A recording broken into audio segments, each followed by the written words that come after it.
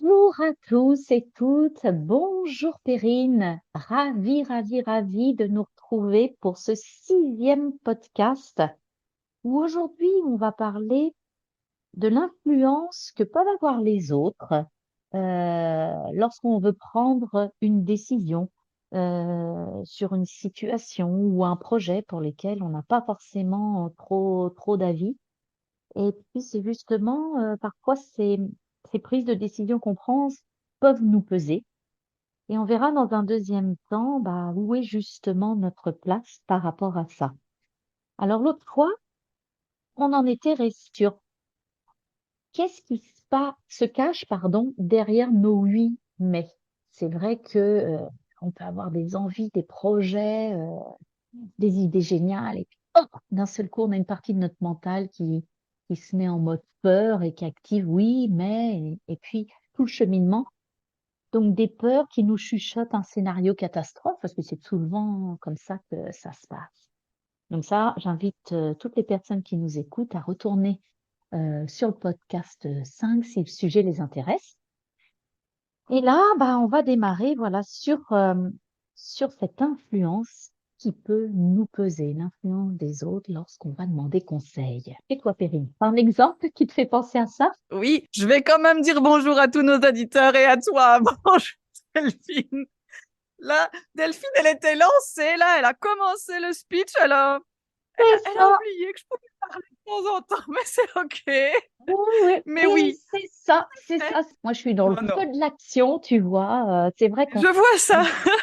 ceux qui nous écoutent, ils savent pas qu'on s'est déjà dit bonjour quelques minutes avant. On démarre pas comme ça, comme un cheveu sur la soupe, hein. Mais c'est ça qui est extraordinaire et que j'adore dans nos rencontres. Alors vas-y, Perrine, je te laisse Absolument. saluer nos auditeurs et auditrices. Mais oui, bonjour à chacun qui nous écoute. Et oui, comme tu dis, en effet, ça peut, m'arriver de donner parfois plus d'importance à l'avis d'un autre. Ça me fait penser à un exemple qui m'est arrivé il y a pas très longtemps. J'ai été convoquée chez un médecin conseil qui n'est pas mon médecin habituel, qui est un médecin un peu contrôleur, de mon état, mais que je ne vois pour ainsi dire jamais, en fait. Et quand je suis arrivée là-bas, en fait, elle m'a mais complètement dégommée. Alors, Ah oui. je résume, mais elle m'a dit en gros que j'avançais pas du tout dans la vie.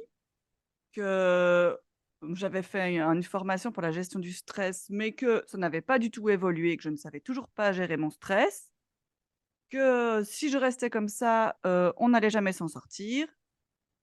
Et là, je prenais toutes ces phrases, un peu comme des uppercuts là en boxe, et en même temps, il y avait une part de moi qui était pas d'accord avec ce qu'elle racontait. Enfin, moi, j'étais Mhm. pas d'accord avec elle, j'avais la sensation qu'il y avait une évolution, mais devant elle, je comprenais pas ce qui m'arrivait, quoi. J'étais là et je me questionnais: «Ah bon? J'avance pas? Mais si quand même!» Et j'essayais un peu de me justifier, de lui dire: «Mais si, par rapport à avant, il y a ça qui a changé quand même». Et elle était complètement fermée à moi-même et je me suis vraiment sentie en fait, mal parce qu'après je savais plus très bien dans quelle direction aller. Parce qu'elle me disait du coup une direction toute tracée pour que j'aille mieux et ça semblait pas être la trajectoire que je suivais jusqu'à présent et qui, moi, je trouvais m'allait mieux. Et donc j'étais vraiment très déboussolée à la suite de ce rendez-vous et il y avait une part de moi qui avait envie que ces phrases, n'aient pas d'incidence sur mon Mhm. parcours et en même temps, je sentais bien que c'était pas le cas, que vraiment il y avait quand même, un malaise qui s'installait en moi et donc voilà, c'est à ça que ça m'a fait penser qu'en effet, le regard qu'elle avait sur moi, Son clairement me analyse. pesait. Et son C'est ça. analyse aussi, là, comme ça, à la va-vite. Je vais pas forcément dire à la légère, parce que c'est quand même un professionnel de santé, mais c'est comme si elle avait pris un raccourci sans te laisser l'opportunité bah, de savoir comment tu te sentais au fond de toi, comment tu avançais, qu'est-ce qui t'animait. Ouais, c'est dur, dis donc, hein, ce que tu me partages là, ce que tu nous partages. Oui, c'est vrai que c'était pas la le moment le plus agréable, que j'ai vécu et en sortant d'ailleurs de ce rendez-vous, je suis arrivée à ma voiture, j'ai dû prendre vraiment un temps avant de démarrer parce que j'étais pas en état de conduire. Il fallait un peu que j'accuse le coup et que je démarre après en étant concentrée parce que, bah, forcément quand on conduit, faut être vigilant à la circulation mais Oui, j'étais pas en Ouais, état parce que j'étais quand même chamboulée en sortant, quoi. Donc voilà, ça, ouais, c'est ce que j'ai comme exemple qui m'est venu quand tu dis que l'importance des autres peuvent avoir un impact sur nous. Ça, ouais. c'est ce qui m'est venu. Est-ce que toi aussi, tu as quelque chose qui t'est venu, que tu voudrais nous partager? Oui, oui, moi, c'est beaucoup plus jeune. Je me souviens, vers l'âge de 14 ans, c'est l'âge en France où on commence à nous demander qu'est-ce qu'on aimerait faire plus tard, commencer à y voir un peu plus clair sur notre future orientation professionnelle. Donc, c'est pas quelque chose qui est évident. Et je me souviens de quelque chose que mon papa m'avait dit. Mon papa est autodidacte, il s'est fait tout seul, a créé ses propres entreprises. Et il m'avait dit, écoute, quelque part, tu n'excelles pas forcément plus en français qu'en mathématiques. Donc, autant aller vers une direction où il y a de la comptabilité, c'est-à-dire de 14 ans jusqu'à 18 ans pour passer un baccalauréat. Va faire de la comptabilité, comme ça, tu auras des bases de comptabilité pour le jour où tu créeras une entreprise. Bon, alors moi, la comptabilité, ça me parlait pas plus que ça. En même temps, j'étais pas plus scientifique que j'étais littéraire. Donc, pourquoi pas, ne sachant pas quoi faire, ça me réjouissait pas, mais je l'ai fait quand même. C'était pas forcément difficile en soi. J'aimais pas forcément l'école non plus, donc je suivais le train en marche. Je te dirais, Perrine. Oui, c'est ça. L'un dans l'autre, il y avait pas vraiment d'élan vers quoi que ce C'est soit et tu ça, t'es dit: «Bah oui». il y avait pas vraiment d'élan. Et puis est arrivé mes 18 ans. Et mes 18 ans, donc ce baccalauréat en poche, de dire, bon, bah, qu'est-ce que j'envisage comme études supérieures? Alors, j'avais fait des petits boulots d'été chez un expert comptable, les amis de mes parents. Et là, mais je me rendais compte que j'avais pas du tout envie devant des feuilles, de travailler avec des chiffres, de répartir les achats, les dépenses. Enfin, c'était vraiment quelque chose, mais qui était très rébarbatif pour moi, hein. J'ai rien contre ce métier-là, mais c'était pas fait pour moi.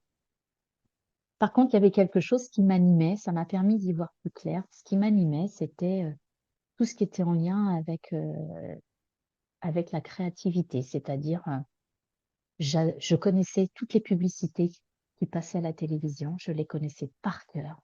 J'adorais regarder les publicités dans les magazines.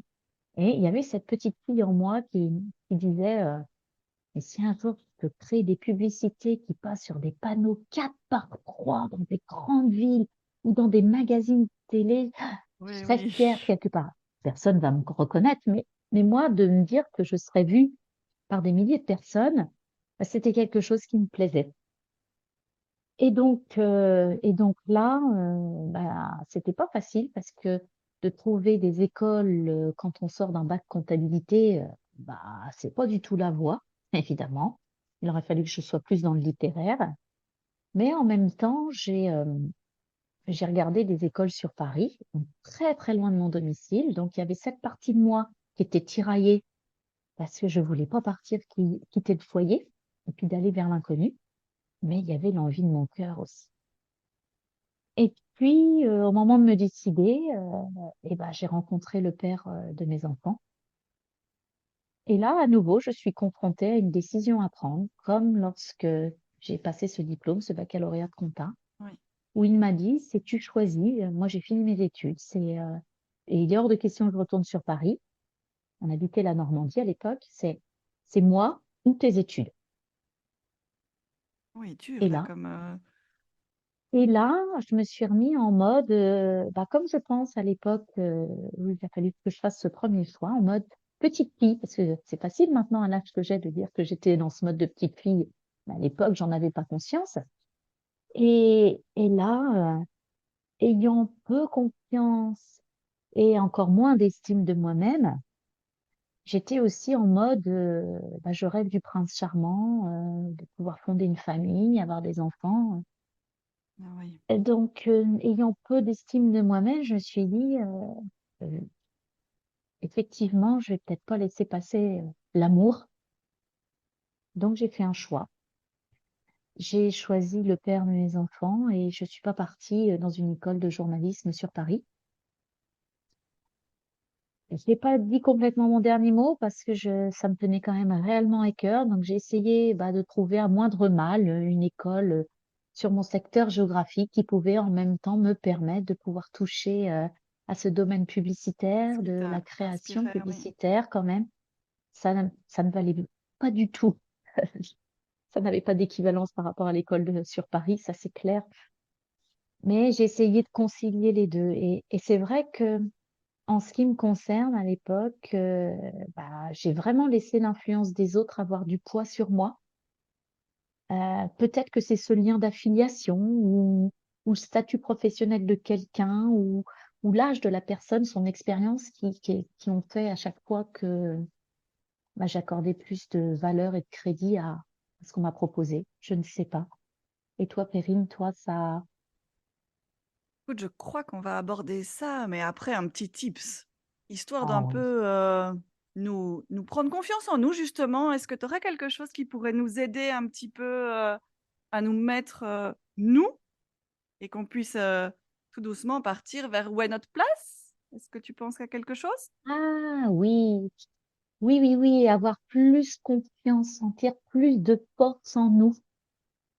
Oui, c'est quelque chose là qui me vient à l'esprit.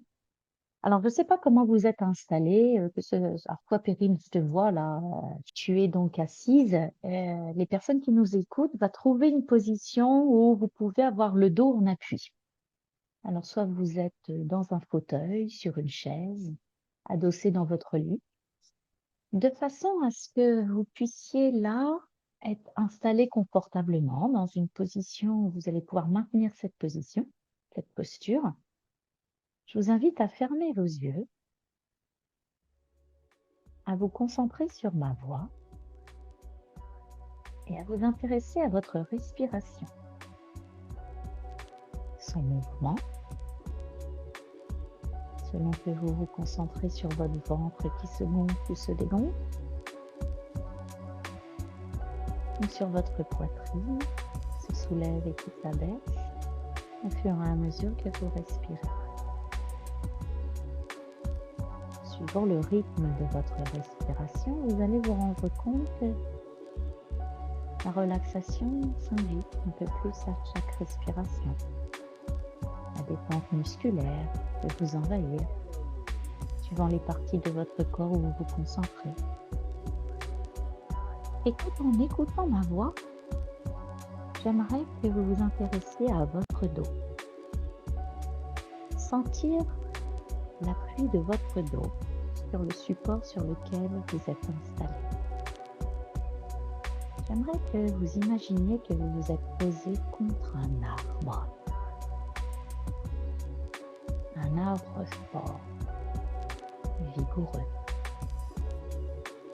Vous êtes adossé contre son tronc. Il vous entoure de sa protection. Ressentez peut-être la solidité de l'arbre en appui contre votre dos. Vous pouvez peut-être même percevoir les couleurs, peut-être la couleur du tronc, du feuillage, ou vous l'imaginez comme vous avez envie qu'il soit votre arbre, tout en observant votre respiration. Vous pouvez imaginer que vous vous calez à la respiration de l'arbre aussi, comme une symbiose, une communion qui se crée entre vous et l'arbre. Sentez sa force qui peut vous pénétrer en vous, comme si l'énergie de l'arbre pouvait vous envelopper là maintenant. C'est comme si vous vous laissiez entourer aussi par sa lumière, la lumière de son énergie, comme si vous ne faisiez plus qu'un, qu'il faut continuer de respirer tranquillement. Et puis vous allez vous concentrer là sur une partie de votre corps qui a peut-être besoin d'être apaisé. Peut-être que vous pouvez ressentir des points de blocage. Vous savez, comme on pourrait exprimer un nœud à l'estomac, une boule à la gorge, un poids au niveau de votre poitrine, on appelle le plexus solaire, ou tout autre inconfort. Peut-être que certaines, vous serez complètement dans cette belle énergie. Et pour ceux ou celles qui ressentent une tension ou une contraction, j'aimerais que vous accueilliez cette contraction et qu'avec votre énergie et la puissance de l'art, vous imaginiez que cet inconfort se trouve enveloppé de cette force. Et que chaque expiration que vous ferez permettra de laisser s'échapper cette contraction, cette tension vers le sol pour retourner à la terre. Parce qu'au fond, elle n'a pas sa place là où elle se trouvait en cet instant. Et invitez la légèreté, la douceur et le réconfort à cet endroit-là précis maintenant. Et vous continuez de ne faire qu'un avec cette force de l'art.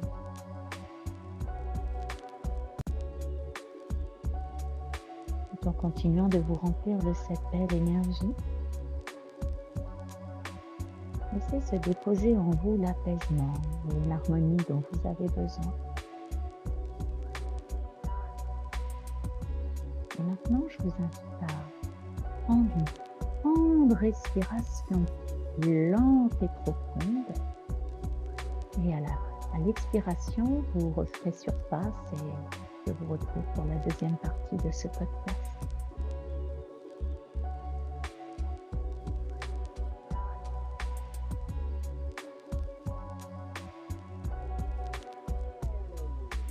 Nous revoilà, Perrine. Merci Delphine pour ce moment. Et oui, c'est déjà plus forte qu'on va entamer cette deuxième partie. Plus forte ou plus fort quand je pense à nos auditeurs. Je repense à ce qu'on a partagé dans la première partie et je repense qu'en effet, comme tu disais, je me reconnaissais un peu dans ton exemple de parfois se laisser emmener par nos parents. Et ça m'est arrivé aussi, donc je crois que ça arrive à tout le monde comme ça, de se laisser emporter. Mais pour revenir à mon exemple quand même et qu'on fasse un peu les enseignements, eh bien, tu n'y étais pas pour rien dans mon éclaircissement. Parce qu'en effet, je vous raconte tout, je devais voir Delphine juste après ce rendez-vous. Et quand elle m'a demandé comment j'allais, la première chose que je lui ai dit, c'est ah ben, je sors d'un rendez-vous avec une conne. Et là, dans le conne résonnait toute ma frustration, ma colère, mon incompréhension. Parce que normalement, je ne traite pas les gens de la sorte et plutôt avec respect. Mais c'était plutôt mon mal-être qui sortait dans ce mot-là. Et le fait, en fait, de pouvoir en parler avec Delphine, c'est ça aussi qui m'a permis d'y voir plus clair. Et donc je vais partager ça, si tu es d'accord Delphine, avec, nos auditeurs. Tu peux. Et en fait, en partageant ce que j'ai vraiment compris avec Delphine et quand on échangeait, c'était que quand elle m'a jugée et dit comment j'allais, plutôt que de lui répondre en tant que moi adulte, j'ai répondu en tant que moi petite fille. J'essayais de me justifier en disant: «Mais si, j'ai fait ça!» Et c'est ce que je vous ai partagé dans la première partie, mais je m'en rendais pas compte. Quand j'étais dans le rendez-vous, c'est un peu sorti tout seul et je me justifiais et je lui donnais une importance bien plus grande que ce qu'elle avait en réalité parce que oui, elle était docteure, oui, elle était là pour me juger, mais en même temps, c'est pas elle qui m'accompagne au jour le jour dans mon état et donc Et dans ton OK, elle évolution. avait son c'est ça, elle avait son avis, mais qui était, juste sur un instant T et peut-être pas avec sa connaissance de moi, en fait, parce que moi, elle m'avait OK. pas vue évoluer et donc il a vraiment fallu que grâce à ton accompagnement, je me rends compte qu'en effet, j'étais adulte déjà et que je pouvais lui répondre en tant qu'adulte et pas en tant que petite fille, même si elle avait un statut de docteur, parce que ça fait pas tout, en fait. Il peut Mmh. aussi avoir des docteurs qui se trompent et elle a pas juste la science infuse pour tous et pour chacun et heu et en plus de ça aussi le côté, bah, en fait, c'est moi qui sais. Moi, je sais que je vais mieux qu'avant et Ouais. j'ai aussi le droit de le savoir et de pas être d'accord avec elle et en fait, heu, que ce soit OK, qu'on n'ait pas le même avis en fait sur mon état, même si elle, elle est docteur et qu'elle est là pour me juger, bah, moi aussi je peux «m'analyser» quelque part entre guillemets et voir l'évolution et être en désaccord avec elle et que ce soit OK et pas de m'en sentir mal. Et donc ça, c'est vraiment tout l'apprentissage que j'ai fait et pour la petite anecdote, depuis, j'ai revu la personne qui me suit régulièrement et qui m'a bien confirmé qu'en effet, j'avançais. Bon ça, c'était un petit plus pour me rassurer, mais c'est vrai que Petite victoire. c'est ça, c'était: «Bah, OK, je suis confortée en fait dans mon chemin» et voilà, ça, c'est vraiment l'apprentissage que j'ai eu de cet exemple qu'on a partagé, ensemble aujourd'hui. Est-ce que toi aussi tu as un regard Oui, par sur ton rapport exemple?